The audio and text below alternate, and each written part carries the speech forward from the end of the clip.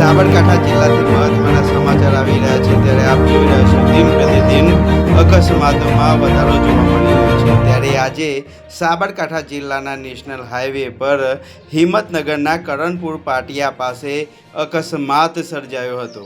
Dumper road cross કરી સામેના બાજુ રોડ પર પાર્ક કરેલ ગાડીઓને ટક્કર મારી હતી। અંદાજે 8 થી વધુ ગાડીઓને નુકસાન કર્યાનું જાણવા મળી રહ્યું છે। સદનસીબે કોઈ જાનહાનિ નહીં પરંતુ 2 લોકોને સામાન્ય ઈજાઓ પહોંચી છે। હાઈવે પર ભારે ટ્રાફિક જામ સર્જાયો છે।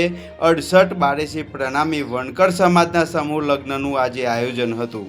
લોકોએ હાઈવે પર આડેધડ વાહનોનું પાર્કિંગ કર્યું હતું। ગાભઈ પોલીસ ઘટના સ્થળે પહોંચી ટ્રાફિક ખુલ્લો કર્યો છે। સાબરકાંઠા જિલ્લાના હિંમતનગરના કરણપુર પાટિયા પાસે અકસ્માત સર્જાયો છે। ડમ્પર રોડ ક્રોસ કરી સામેના બાજુ રોડ પર પાર્ક કરેલી ગાડીને